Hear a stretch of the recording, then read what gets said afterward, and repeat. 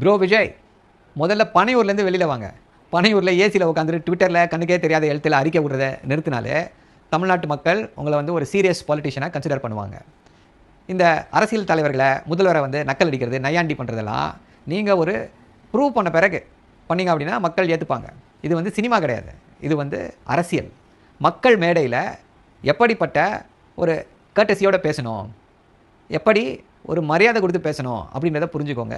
கீழ்த்தரமாக பேசுகிறது, இந்த சின்ன பசங்க மாதிரி நக்கல் அடிக்கிறது, இதெல்லாம் சினிமாவில் ஒர்க் அவுட் ஆகும். சினிமாவில் எல்லா ரசிக குஞ்சுகள் எல்லாம் கை தட்டிட்டு போயிடுவாங்க. ஆனால் மக்கள் ஓட்டு போடணும் அப்படின்னா நீங்கள் ஒரு சீரியஸ் பாலிட்டிஷியன், மக்களுக்காக நிற்போம் அப்படின்றத ஃபஸ்ட்டு ப்ரூவ் பண்ணுங்கள். அதுக்கு அப்புறமா அவங்கள இப்படி கூப்பிட்றது அப்படி கூப்பிட்றது அப்படின்றதெல்லாம் வச்சுக்கலாம். ஊழல் ஊழல் ஊழல்ன்றீங்க. 15 கோடி ரூபாய் கருப்பு பணம் வாங்கினீங்களா இல்லையா? அதுக்கு இன்கம் டேக்ஸு உங்கள் வீட்டில் ரைட் பண்ணாங்களா இல்லையா? இதுக்கு பேர் என்ன? எப்படி அதை செட்டில் பண்ணீங்க? அதை விட முக்கியமாக மாநாடு நடத்தியிருக்கீங்க.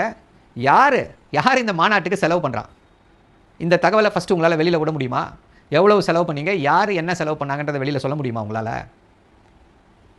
பக்கத்தில் ஒருத்தரை உட்கார வச்சுருக்கீங்க, ஒரு பெரிய பணம் முதலைய ஆதவ் அர்ஜுனான்ட்டு. அவர் பக்கத்தில் வச்சுக்கிட்டு இடி அவர் ஆஃபீஸுக்கும் இதுக்கும் ரைடு போயிருக்கு. யாருடைய மருமகன் அவர்? அவ்வளவு ரைடு அடிச்சிருக்கு. இடி எப்போ ரைடு அடிக்கும்? அவர் ஒரு தேவ தூதர்ன்றதுனால அவர் வீட்டுக்கு ரைடு போச்சா? இல்லை அவர் மிகச்சிறந்த நியாயவாதி அப்படின்றதுனால இடி அவர் வீட்டுக்கு ரைடு போச்சா?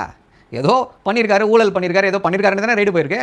அப்படிப்பட்டவரை பக்கத்தில் வச்சுக்கிட்டு பெரிய பொறுப்பு கொடுத்துக்கிட்டு திமுக ஊழல் கட்சின்னு பேசுகிறீங்களே, எப்படி யார் இதையெல்லாம் ஏற்றுக்குவா? கொள்கை எதிரி பாஜகன்றீங்க. இருக்கட்டும், இன்றைக்கி இந்தியாவே உற்று நோக்கக்கூடிய விஷயம் ஓட்டு திருட்டு. இந்த ஓட்டு திருட்டுக்கு எதிராக ஏதாவது சொல்லியிருக்கீங்களா? இந்த மேடையில் ஏதாவது பேசுனீங்களா? இந்தியாவுடைய ஜனநாயகத்தையே அழிக்கக்கூடிய வல்லமை படைச்சது. அதற்கு உங்களுடைய கருத்து என்ன? பாஜகவுக்கு பார்த்தா பயமா?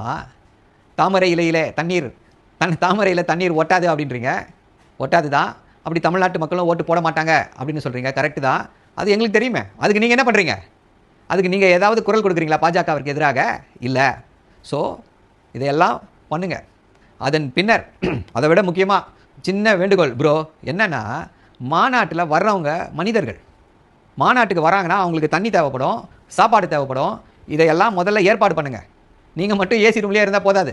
உங்களை தேடி வர்றவங்களுக்கும் பேசிக் கர்டசிஸை எக்ஸ்டெண்ட் பண்ணணும். இதை செய்யாமல் நீங்கள் வந்து நான் மாநாடு நடத்திட்டேன், நான் தான் அடுத்த சிஎம் அப்படின்னு கனவு காணாதீர்கள். நன்றி, வணக்கம்.